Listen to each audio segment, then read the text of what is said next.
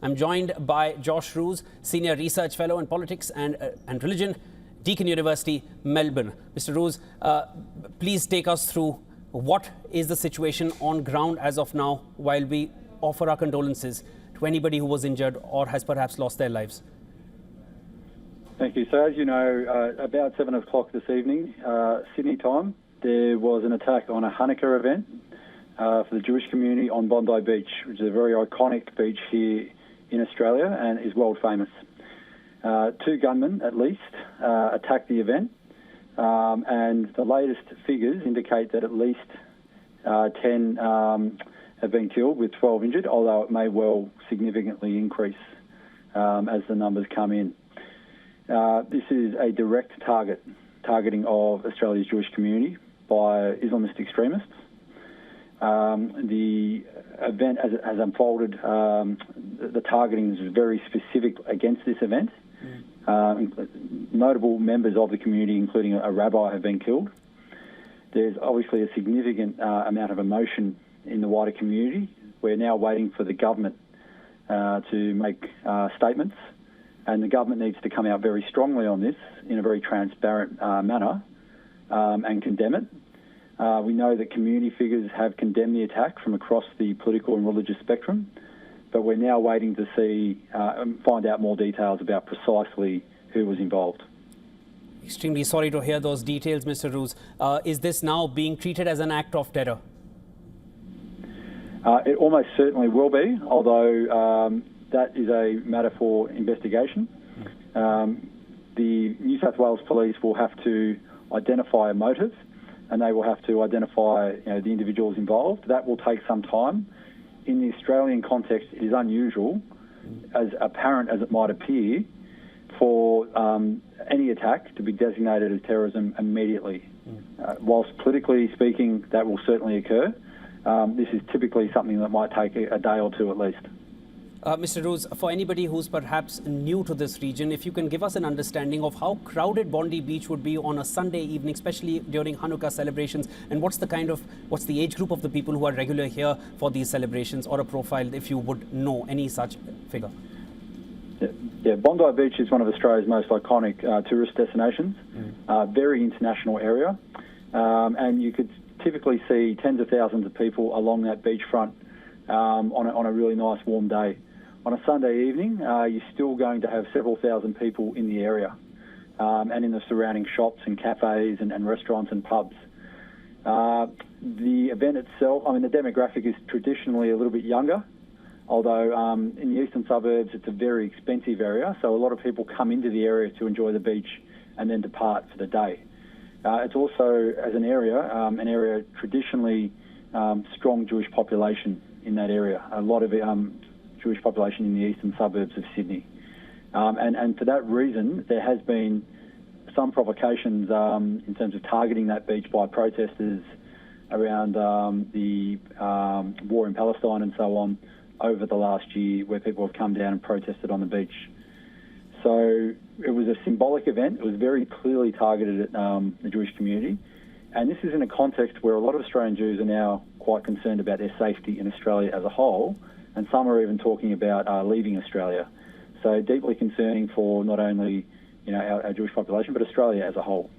Understand. Mr. Roos, also, as you mentioned, that 7 p.m. is when the attack took place. Would you have an estimate of how long that shooting went? Because a visual which has been doing the rounds, which we've also played for our audiences, it suggests the gunmen who are standing on a bridge and opening fire. It's about a 30-second clip, but it shows repeated gunshots. That's the visual we have for our viewers on our screens. Mr. Roos, if you're also watching, you'll see it now. But how long did this shooting go on in this manner? Because we also see an ambulance crossing by. Yeah, so what you'd see on Bondi Beach is you would typically see a number of ambulances in the area. Understood. Because it's such a large beach. We have drownings, we have many other events and incidents as well. But there would also be a number of police nearby, and there was a number of police, or at least 2 were injured reasonably seriously in attempting to stop the attack. We know that from what I could see of the weapons, I don't want to speculate, but it was clear that at least one of those individuals knew how to handle a weapon, and they may well have been legally obtained. They were shooting, it appears, for at least a minute or two. it may have been longer. It is hard to put together a timeline based on lots of different pieces of footage at this point, and that will be coming out in the inquiry. But it appears that the attack on the event itself was uninterrupted for at least a minute or two. Understood. So what you're suggesting, Josh, is that this attack went on for at least 2 minutes, and then what made it stop or halt, or when did the shooting stop? We have a visual where we see a bystander putting his own life on the line and disarming one of the gunmen who's not here on this bridge but is located at a different location. What made these two gunmen stop, if you would know? What appears that that individual being disarmed is what prevented more deaths and casualties. A very heroic act. But with the individual on the bridge, it appears that he may have been potentially shot by police, although, again, I don't want to speculate. They do have individuals in custody, at least two, and so it's just a matter of determining how many were involved on the whole. Now, one of the concerns is not only that more people may have been supportive of this attack and not yet have been identified, but also that given that this is also the start of a significant period in the Jewish calendar, that there may be more attacks. And so there's a significant amount of work required to be done to ensure the ongoing safety of Jewish community events. Understood. Josh, also in Australia, and I appreciate that we do not want to speculate at this point, if we just speak about the laws in Australia, how difficult is it to buy a firearm of this scale that you see in their hands? Yeah, Australia has some of the most restrictive firearms laws in the world. It's actually not easy to go and get a firearm. You have to get a licence, you have to be passed as a fit and proper person, you have to be a member of a club or use it for hunting or other purposes. Australia does have many illegal firearms, many more so than, for example, the Port Arthur massacre, at the time of the Port Arthur massacre, which is what resulted in us bringing in very strict gun laws. However, what we have seen in this particular instance is that those firearms used appear, at least at a very early stage, to be single shot. They're not semi-automatics, which implies that they're used for hunting and that they may have been legally obtained. And if that is the case, significant work is required to uncover how that's occurred as well. That raises a lot of questions, Josh. And again, here at WION, we stay clear of speculation. What we've understood so far, Josh, stay with me, is that I'm repeating for anybody who's just tuning in that 10 people reportedly have died, while over 13 have been taken to various hospitals. As of now, Josh Roos is there with us over the phone line, who's there with us from Melbourne. Josh, the number of people who have been evacuated and the advisory, is it still in place? Has the area, is that advisory to stay clear of Bondi Beach still very much active?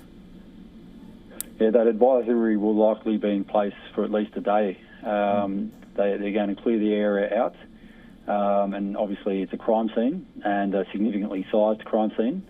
And they will need to not only ensure the safety and security of people in the area, but undertake that investigation. So we may well see the beach closed for at least 48 to 72 hours, if not longer. Josh, you saw those visuals of the gunmen standing on the bridge. Where exactly is that bridge located? Or let me make it more precise. What kind of a visual or a view would they have over that bridge? Does it imply that somebody would have known exactly where they would have a point of leverage to carry out an act of terror like this? Okay, it certainly implies prior reconnaissance, hostile reconnaissance of the area. Obviously, being elevated in an elevated position gives you overwatch on an area and increased lethality. I mean, you can see who's coming for you. And from the way that the individual is moving on the bridge with that firearm, you could also see that he appeared to have some form of, at the very least, basic training in not only how to handle himself, but how to pop down and pop back up. In this matter, the bridge itself is leading down to the beach.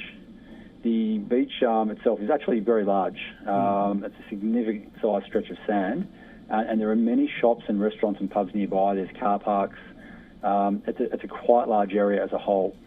I think what ensured the success, unfortunately, of this attack was just the unpredictable nature of it. It's in an open area where anyone could approach the event. It wasn't secured. The Jewish community in Australia takes significant efforts to ensure the security of their events, You can't drive past a Jewish school or area without seeing armed security guards for this sort of reason, unfortunately. In this case, it was a little bit more open, which enabled the attack. Josh, in both those visuals where we see the gunmen, one where one is being disarmed by a brave civilian and in the other where they're opening fire, both those locations are right next to a parking lot. Do you, in your appreciation, the cars, do they get checked when one is approaching the parking of Bondi Beach? Because a rifle of that size or a shotgun of that size, whatever that may be, it can't be camouflaged inside a bag. Clearly, it was either brought out right out of the car or it could not have been missed by anyone if someone's carrying it in his hand. Do you see it that way? Look, Australia is a very open society, and we've taken our security for granted for so long. The fact is that being such an open area, anyone can drive into the area. Australia's beaches are central to our culture, and you know, security stops on major beaches would cause a significant public backlash. There may well be, in the aftermath of this, discussion about security and heightened security for these sorts of areas and events. But again, that will come out in the wash, unfortunately. I think the first target and the first concern of the government has to be ensuring the immediate security of our Jewish communities and their protection, and then simultaneously ensuring, as best as possible, a semblance of social cohesion in the aftermath of this, because these attacks are designed to divide, designed to provoke further backlash, and it's going to take serious effort by the government to develop an approach that not only ensures security of Jewish communities but brings everyone to the table.